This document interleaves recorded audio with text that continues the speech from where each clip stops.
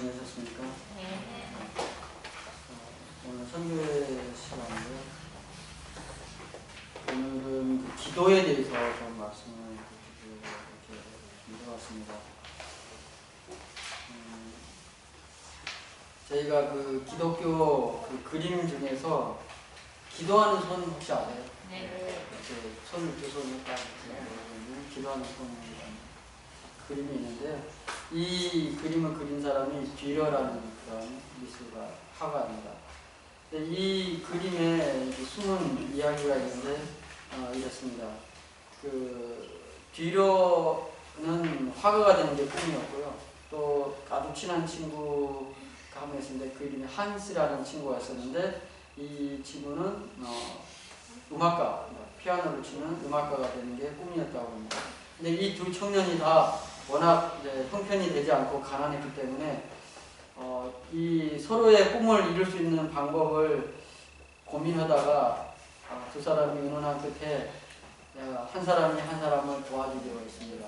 그리고 먼저 그 꿈을 향해서 또 이렇게 노력을 하고, 또 한 사람이 또 한 사람을 도와주기로 이렇게 둘이 약속을 하고, 먼저 듀러가 먼저 이제 그 화가가 되기 위해서 공부를 하고 열심히 또 배우는 도중에, 이 한스라는 친구는 그 듀러를 위해서 뒷받침하기 위해서 굉장히 그 일을 하면서 이렇게 도와주고 있었던 그런 일이 있었습니다. 그런데 듀러가 정말 열심히 노력해서 조금씩 화가로서 인정을 받고 또 자리를 잡아가고 있을 때 이 친구가 궁금해졌습니다. 이렇게 자기를 도와주고 있었던 친구가 궁금해서 이 친구를 찾아갔는데, 그 저녁 무렵에 그 집에 찾아갔을 때 그 방에서 들려오는 소리가 있었어요. 그 기도 소리였는데, 이 듀러를 위해서 정말 그 꿈을 이룰 수 있게 더 열심히 할 수 있도록 성공을 위해서 기도해 주고 있는 그런 한스라는 친구의 그 기도하는 목소리가 들렸습니다. 그래서 이렇게 잠깐 그 창문, 그 문 틈으로 봤을 때 그 한스라는 친구의 그 손은 정말 이제는 음악가로서 이렇게 악기를 연주하고 할 만한 그런 손이 되지는 못했고, 정말 굳은 살이 배겨있고 관절이 많이 이렇게 좋지 않은 그러한 그 듀러를 도와주기 위해서 정말 여러 가지 엄청나게 일을 하면서 또 기도를 하던 그 친구의 손을 그린 것이 그 기도하는 손이라는 그러한 그림이라고 합니다. 그래서 듀러가 그 이후에도 그 기도하는 그 친구의 손을 향해서 세상에서 가장 깨끗한 손이고 또 가장 위대한 손이다라고 이렇게 말을 했다고 합니다.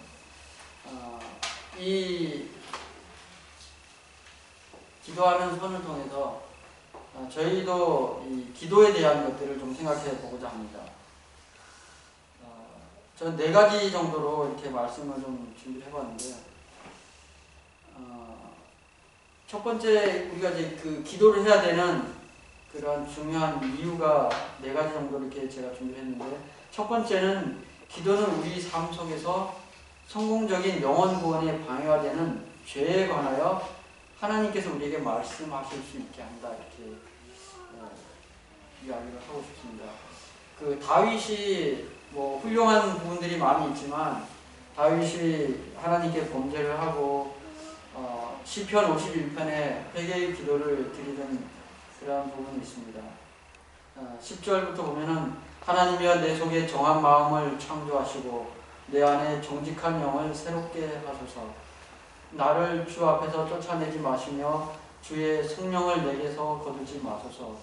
주의 구원의 즐거움을 내게 회복시켜 주시고 자원하는 심령을 주사 나를 붙드소서. 이렇게 기도를 하고 있습니다. 그래서 우리가 죄를 우리가 원해서 짓는 것은 아니지만 죄를 짓고 또 우리가 때에 따라서 회개를 하고 하는 이러한 과정, 또 기도를 하는 이러한 순간에 하나님께서 우리 마음속에 새롭게 역사하실 수 있고 그 죄를 지적할 수 있는 그러한 기회가 된다는 것을 우리가 알 수 있는 것입니다. 그래서 우리가 그렇게 용서하는 기도를 드릴 때 마음속에 하나님의 용서와 또 회개와 또 거룩해 하는 그러한 일들이 일어나게 되는 것입니다.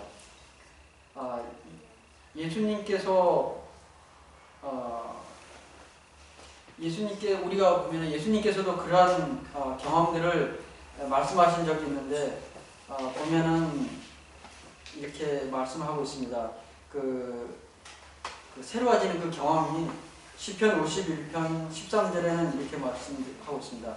그리하면 내가 범죄자에게 주의 도를 가르치리니 죄인들이 주께 돌아오리이다. 이렇게 말씀하고 있습니다. 하나님과 새로워지는 그런 관계의 경험, 이러한 것들은 그 경험을 다른 사람들과 나누고 싶어 하는 그러한 마음을 가져다 주게 되고 또 하나님의 영이 채워지면 하나님의 그 사랑이 자연적으로 주변 사람들에게 흘러나오게 된다고 우리가 생각하게 됩니다. 두 번째로는 우리는 기도하고 있는 그 순간에 하나님의 뜻을 더 깊게 알 수 있게 된다고 느낍니다. 저희가 뭐 변화하거나 선택해야 된다든지 이러한 순간들에 있어서 굉장히 두렵기도 하고 주저함을 많이 가지고 있습니다. 우리의 선택과 변화의 중심에는 나의 뜻이 아니라 하나님의 뜻과 길이 우선되어야 할 것입니다. 우리의 믿음의 조상들이 그랬고 또 성경에 많은 그 인물들이 그러한 길들을 걸어왔습니다. 그리고 그분들은 자신의 많은 것을 헌신했다는 것을 알 수 있습니다. 우리가 그 기도를 하면서 하나님의 마음과 뜻을 깊이 더 알게 된다면은 더 온전히 맡기고 걱정할 필요가 없는 것입니다. 우리의 모본이 되시는 예수님께서도 최대의 고민과 선택의 순간에 이러한 기도를 하셨음을 알 수 있습니다.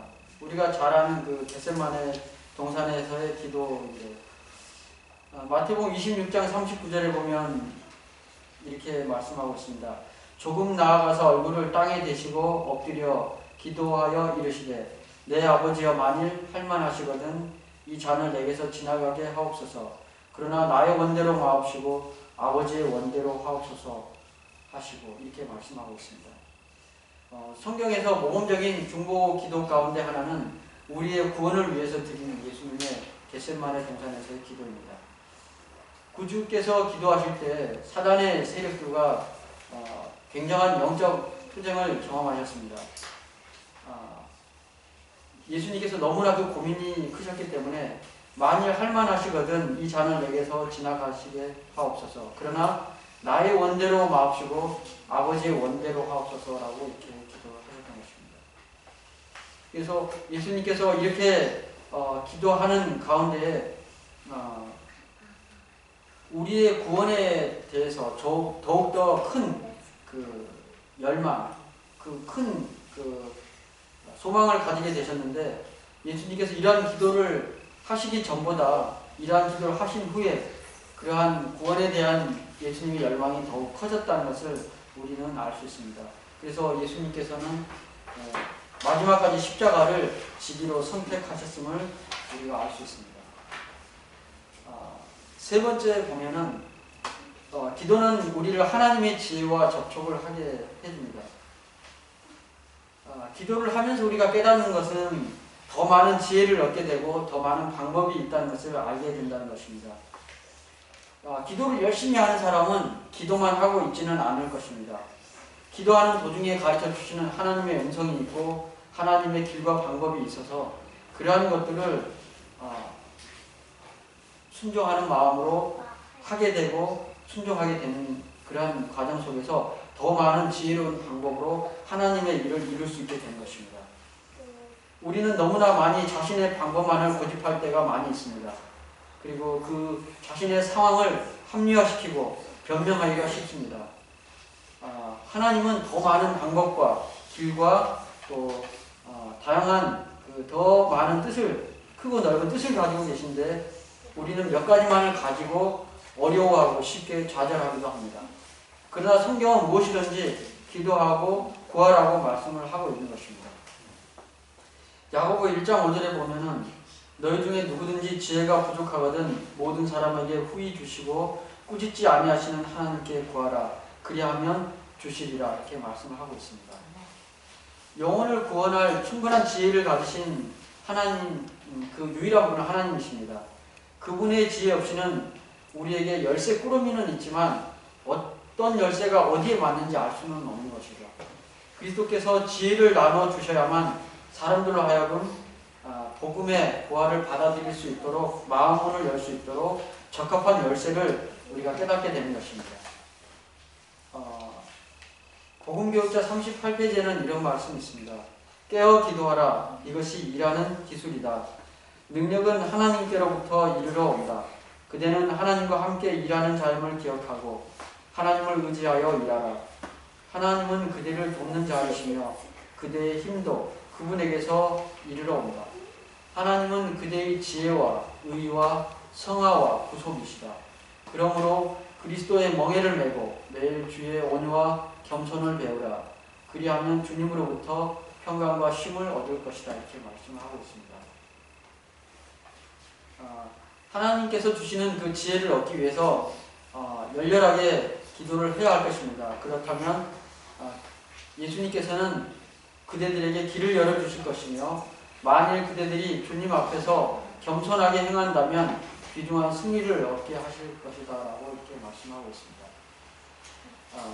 네 번째로는 기도는 기도하지 않을 때보다 하나님께서 더 능력 있게 일할 수 있도록 도와주신다라고 하는 것입니다. 중보 기도 중에 하나님을 찾는 사람들에게 하나님은 이러한 약속들을 해주셨습니다. 다니엘 10장 12절에 보면은 다니엘이 그 이상을 깨닫기 위해서 간절하게 기도를 하죠. 그가 내게 이르되 다니엘아 두려워하지 말라. 내가 깨달으려 하여 내 하나님 앞에 스스로 겸비하게 하기로 결심하던 첫날부터 내 말이 응답받았으므로 내가 내 말로 말미암아 왔느니라. 이렇게 가브리엘 천사가 말을 하고 있습니다. 야고보 5장 16절에는 그러므로 너희 죄를 서로 고백하며 병이 낫기를 위하여 서로 기도하라. 의인의 강구는 역사하는 힘이 큼이니라. 이렇게 말씀하고 있습니다. 사도 야고보가 선언하듯이 의인의 간절한 기도는 극적인 차이를 가져옵니다. 또 천사가 다니엘에게 전달했듯이 내 말이 들으신 바 되었다. 이렇게 말을 하고 있는데요. 다른 사람들을 위해 중보할 때 생명력이 하나님의 보좌에서 흘러나와서 우리를 통해서 그 사람의 삶에 흘러들어가게 된 것입니다. 선악간의 대쟁투에서 우리는 하나님의 축복의 통로가 되는 것입니다. 아까 그 다니엘 10장 10절에 있는 말씀을 보면은 그 다니엘의 기도가 3주 정도 이렇게 하게 되는데 이 3주 마지막 날에 가브리엘이 다니엘에게 찾아와서 고레스의 마음을 차지하기 위한 큰 싸움이 있었다고 이렇게 말을 해줍니다. 고레스가 올바른 결정을 내릴 수 있도록 선한 천사들이 악한 천사들을 쫓아내려고 애를 쓰며 영적인 싸움을 했던 것입니다. 그래서 악한 천사들은 선한 천사들을 물리쳐서 고레스를 어두운 가운데 있게 하려고 노력했지만 다니엘이 기도하자 싸움이 더욱 거칠어지고 마침내 예수님께서 내려오셔서 그 악한 천사들을 쫓아버리신 후에 고레스에게 분명하고 현명한 결정을 내릴 수 있는 지혜를 허락해 주셨던 것입니다. 그래서 그 결정은 이스라엘 백성이 포로 생활에서 다시 해방되는 그런 자기 나라 돌아갈 수 있는 그러한 명령을 하게 되는 위대한 역사를 이루게 되는 것입니다. 다니엘의 중보 기도가 효력이 있었으니 분명히 증명이 되고 또 영향력을 미쳤다는 것을 알 수 있습니다. 편지 201페이지에는 이런 1899년 201페이지에 이렇게 말씀이 되어 있습니다. 기록된 말씀이 우리의 유일한 안전책이다. 하늘의 지적 존재들이 우리를 보호해 주시도록 우리도 다니엘같이 기도해야 한다. 천사들은 부리는 영들로서 구원 얻을 후사들을 섬기라고 보내심을 받았다. 기도하라. 그 전에 한 번도 해보지 못한 그런 방법으로 기도하라.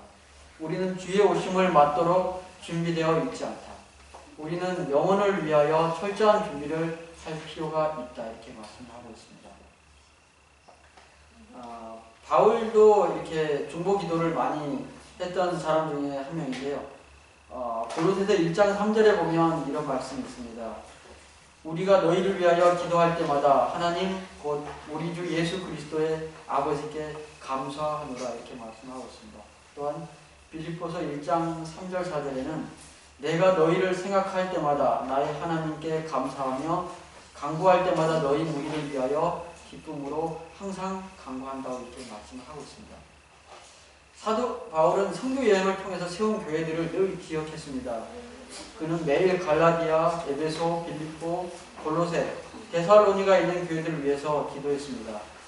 바울은 자신의 기도 목록이 있었습니다. 그는 개인의 이름을 부르며 기도를 했습니다. 교회들을 위해서 기도했고 각각의 도시들을 위해서 기도를 하였습니다. 여러분은 기도 목록을 가지고 있습니까? 사랑하는 사람들의 이름을 부르며 기도하고 있습니까? 하나님 앞에서 지역사회를 기도로 붙들고 있습니까? 영혼 구원 사업은 하나님의 일을 하기 위하여 하나님의 기도의 능력이 필요하다고 이렇게 말하고 있습니다. 저희가 매일 아침 목사님께서 그 카톡으로 예언의 말씀을 보내드리고 또 그날 기도할 사람들을 기도할 제목들을 보내주시고 계신데요. 그 카톡을 받을 때 여러분 정말 그렇게 기도하십니까? 목사님은 그렇게 보내고 계시는데 정말 우리는 그렇게 기도하고 살아가는지 저도 그렇게 느낀 적이 있고 그 다음부터 제가 되도록이면 그 기도 제목을 가지고 많이 기도를 하려고 더 마음을 쓰고 있습니다. 또 우리가 개인적으로 기도하는 제목들이 있을 것입니다. 개인적으로 기도의 목록들, 내가 아는 그 기도해야 될 사람들, 또 그 기도의 목록들이 있을 것이라 생각을 합니다. 그러한 그 기도의 제목들을 꼭 가지고 있어야 되고 또 그 제목대로 기도를 해야 될 것입니다. 혼자 기도하는 것과 두세 사람이 함께 기도하는 것에 대하여서는 우리가 더 큰 힘이 있다는 것을 알 수 있습니다. 마태복음 18장 19절에서 20절에 보면은 진실로 다시 너희에게 이르노니 너희 중에 두 사람이 땅에서 합심하여 무엇이든지 구하면 하늘에 계신 내 아버지께서 그들을 위하여 이루게 하시리라. 두세 사람이 내 이름으로 모인 곳에는 나도 그들 중에 있느니라 이렇게 말씀을 하고 있습니다. 때로는 혼자 하는 기도도 힘이 있지만 때로는 두세 사람이 정말 모여서 다른 이야기를 하기보다는 오히려 기도를 할 수 있는 또 공동의 관심사를 가지고 기도를 할 수 있다면 그것이 더 큰 힘이 있고 아름다운 일이라 생각을 하게 됩니다. 그래서 기도 사역은 성공적인 복음 전도를 위한 토대를 제공하는 것입니다. 그래서 우리가 더욱더 때로는 뒤로 물러가 있는 사람들, 때로는 장기 결석하고 있는 사람들을 위해서 우리가 그들을 위해서 기도하는 그러한 것들이 더 필요하다고 생각합니다. 교회정원 9권 126페이지에 이런 말씀이 있습니다. 왜 신자들이 그리스도 밖에 있는 자들에 대하여 더 크고 더 깊고 열렬한 관심을 느끼지 않는가? 왜 두세 사람이 함께 만나 어떤 특별한 사람과 그리고 또 다른 사람의 구원을 위해서 하나님께 기도하지 않는가? 우리의 교회들에서 봉사를 위한 단체들을 형성하도록 하자. 각기 다른 사람들이 사람을 낚는 업으로 활동하는 일에 연합하도록 하자. 그들은 세상의 부패로부터 그들의 진정한 회심의 정신이 나타나게 될 것이다 이렇게 말씀하고 있습니다. 오늘 제가 그 기도가 필요한 그런 사실 비단 이것뿐만이 아니라 더 많은 기도에 중요한 이유들이 많이 있을 것입니다. 그러나 오늘 4가지 정도로만 저는 말씀을 드렸습니다. 우리가 기도를 하면서 더 큰 하나님의 뜻을 알게 되고 또 하나님의 지혜와 방법을 알게 되고 또 더 많은 죄를 위한 회개를 하게 되고 또 더 많은 영혼들을 위한 열심을 새로운 변화를 가지게 될 것이라는 그런 말씀을 가지고 기도에 대한 말씀을 드렸습니다. 기도는 그리스도인 생에 있어서 호흡과 또 하나님의 창고를 여는 열쇠와 같다고 합니다. 우리가 더 많은 일들을 계획하기에 앞서서 또 어떤 생각이나 판단을 하기에 앞서서 하나님께 먼저 기도를 하고 뜻을 구하고 하나님께서 더 좋은 길과 방법을 주시기를 위해서 기도를 해야 할 것입니다. 계속 기도를 한다면 하나님께서 분명히 가르쳐 주실 것이고 그 가르쳐 주시는 음성에 우리가 분명히 순종을 해야 할 것입니다. 저희도 앞으로 삶을 살아가면서 정말 더욱더 많이 개인 기도와 또 시간이 되신다면 두세 사람이 모여서 더 기도하고 또 기도의 모임에 더 열심을 내고 이러한 기도에 더 마음을 쓰시는 우리 모든 교우님들 되시기 바라면서 말씀 마치겠습니다. 아멘.